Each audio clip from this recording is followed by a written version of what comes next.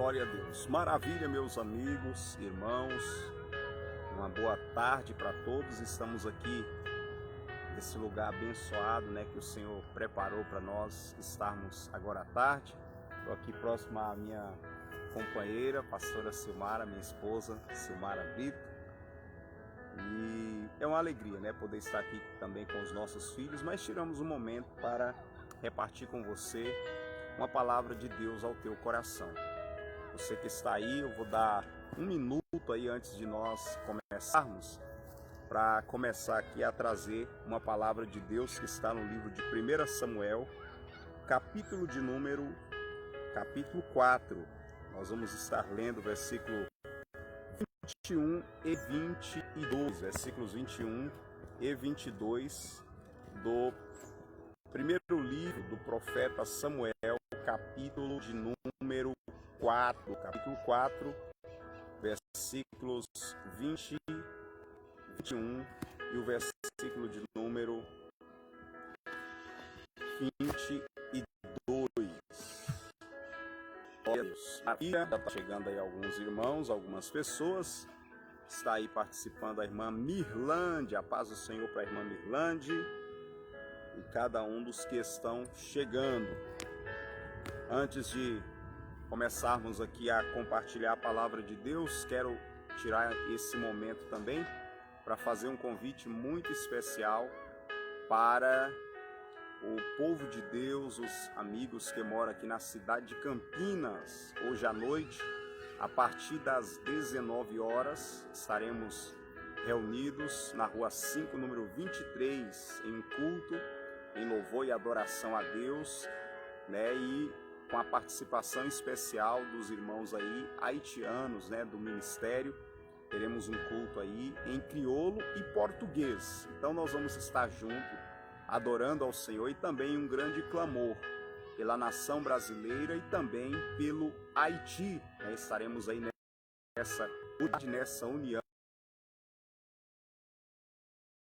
a Deus em prol do Brasil, em prol também do país do Haiti, juntamente com os nossos irmãos. E aproveitando essa ocasião especial para louvar e adorar a Deus. Você está ouvindo algum barulho aí, das crianças que está brincando? Então é uma região aqui muito agradável, para passear aqui na região do Jardim do Trevo. Muito legal mesmo.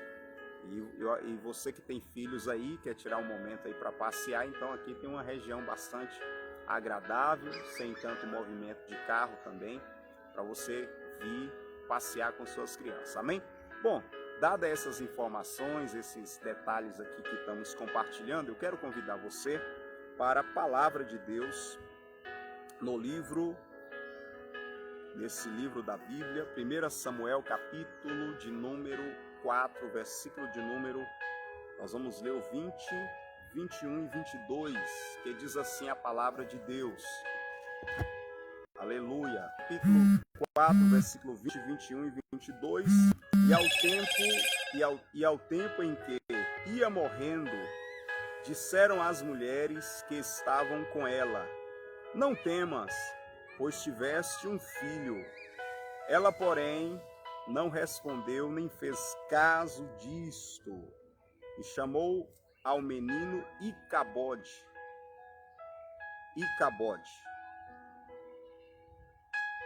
Ou Icabô, dizendo: foi-se a glória de Israel, porquanto a arca de Deus foi levada presa, e por causa de seu sogro e de seu marido. E disse: de Israel a glória é levada presa, pois é tomada a arca de Deus.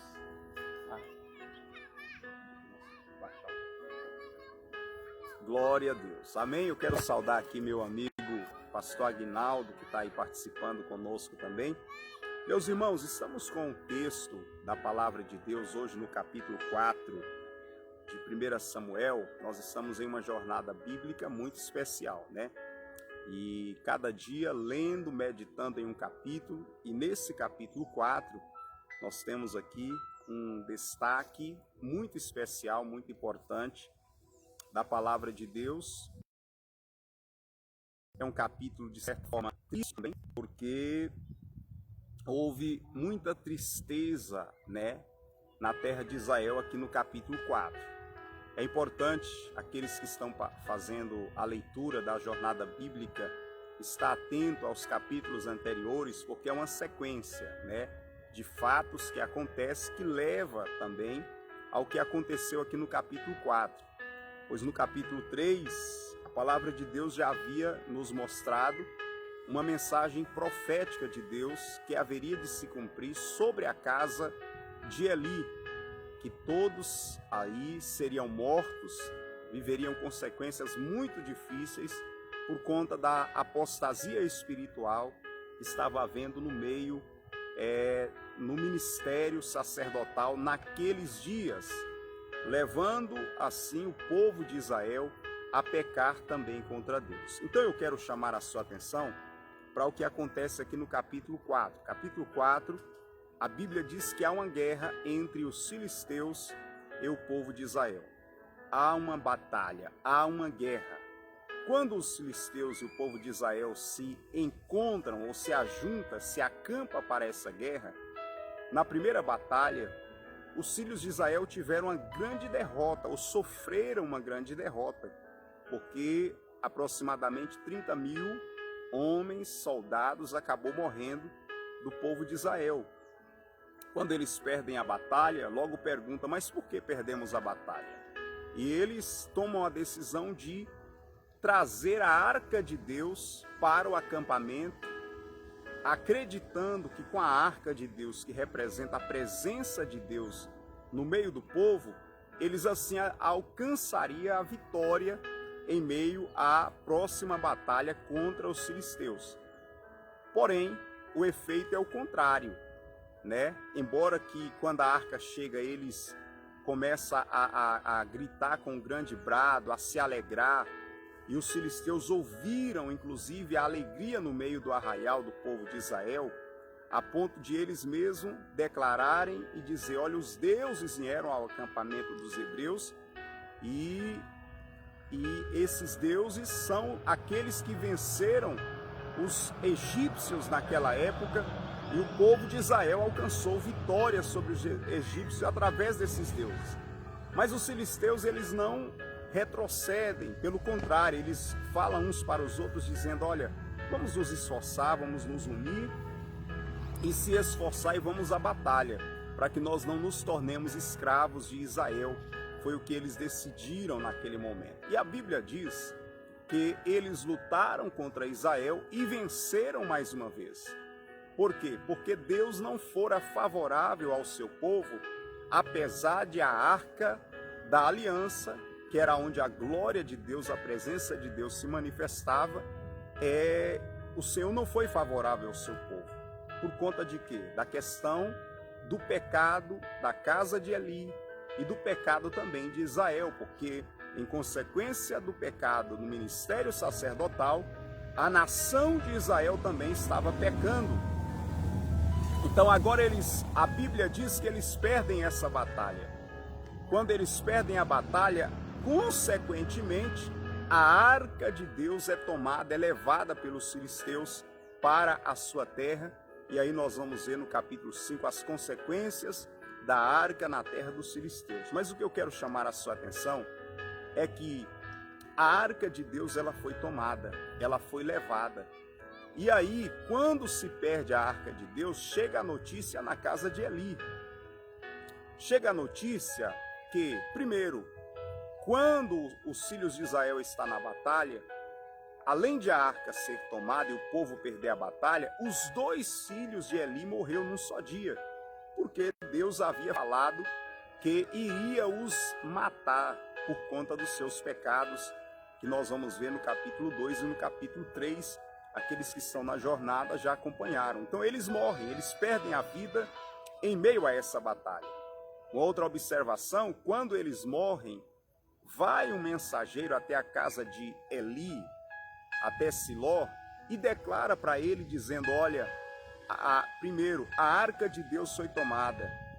Segundo, os filhos de Israel perdeu a batalha. Aí, mais uma mensagem para Eli. Os seus 2 filhos morreu na batalha. Quando Eli, ele sabe dessa notícia, a Bíblia diz que ele cai para trás da sua cadeira, quebra o pescoço e imediatamente também morre. Então, quando nós dizemos aqui que é um capítulo triste na história de Israel, é porque é um capítulo que só fala de quê? De percas e de morte. Percas e morte. Imediatamente, quando ele morre, a esposa do filho de Eli, que estava grávida, agora fica sabendo que o marido dela morreu, que o sogro dela morreu e que os filhos de Israel perderam a batalha e a arca de Deus, que é a glória de Deus, foi tomada do povo de Deus. Imediatamente, a palavra do Senhor nos revela aqui no texto, olha só, que ela sente dores de parto. Quando ela sente as dores de parto, imediatamente ela entra em trabalho de parto e dá luz ao filho. Ela também acabou consequentemente morrendo, mas ela dá luz a um filho. O nome do filho desta mulher, irmã Marilene, irmã Maria de Lourdes, o nome do filho dessa mulher, que era esposa do sacerdote que já havia morrido também na batalha, eles colocam o nome dele de Icabode, ou Icabô. Icabô, traduzido, quer dizer, foi-se a glória de Deus. Por quê? Porque a arca de Deus foi tomada, porque a glória de Deus foi tirada do meio do povo. E o detalhe que eu quero observar, para a gente começar a fechar essa reflexão, é que qual foi a razão da perca da glória de Deus? Exatamente o pecado. O pecado é que leva as pessoas a perder a glória de Deus, a perder a presença de Deus. Desde Gênesis, quando o primeiro homem ele peca, eles então perdem a glória de Deus. Romanos 3:23 fala: porque todos pecaram e destituídos estão da glória de Deus. Então, o pecado leva a pessoa a perder a glória de Deus. Por isso que a observação que eu quero fazer com você aqui com essa palavra é que nós não devemos e não podemos ficar brincando com o pecado, achando que não tem problema, que podemos viver da forma que desejarmos viver uma vida de qualquer maneira, na presença de Deus, como se nada fosse acontecer. Não, não é assim. Não se deve brincar com o pecado. O pecado é mais sério do que muitas pessoas imaginam. A Bíblia diz, mostrando acerca do pecado, o pecado ele traz algumas consequências. Primeiro, o que nós acabamos de falar, o pecado leva o homem a perder a presença de Deus ou a glória de Deus. O pecado tem consequências como, por exemplo, a separação, né? O pecado separa o homem de Deus. O pecado separa as pessoas. O pecado separa as pessoas umas das outras. Então o pecado traz percas, o pecado traz separação. Lamentações 3:39. A Bíblia diz que de que, pois, se queixa o homem vivente? Ele se queixa dos seus próprios pecados. Então o pecado traz queixa, traz aflição, traz inquietação para o ser humano. O pecado, em quarto lugar, o pecado traz escravidão. Romanos 8:34. A Bíblia diz que aquele que comete pecado, ele se torna escravo do pecado. Então o pecado traz escravidão para a vida do ser humano. E por último aqui eu quero enfatizar, Romanos 6:23. A Bíblia diz que o salário do pecado é a morte. O salário do pecado é a morte. Então o que está acontecendo aqui nesse capítulo 4, irmã Marilene? Está acontecendo a morte. Em consequência de quê? Dos pecados. Então vem a morte. A primeira morte é a morte espiritual, a separação de Deus. Mas aí, por consequência, vem também a morte física, que é isso que começa a acontecer no território de Israel. Muitas pessoas morrem na batalha, os sacerdotes morrem, uma mulher morre. Então, há muitas tipos de morte aqui em consequência do pecado. Então, quando essa criança nasce o quê? Acabou, que quer dizer foi-se a glória de Deus. Mas, quando nós olhamos para a palavra da parte do Senhor para o nosso coração, quando há toda essa destruição, esse declínio e em consequência do declínio, toda essa destruição, está crescendo também e começando a desenvolver o seu ministério na terra de Israel, o jovem Samuel. O jovem Samuel é esperança de avivamento, esperança de mudança, esperança de uma reestruturação ministerial na terra de Israel, para que haja um avivamento no meio do povo e tenha vida no meio do povo de Deus.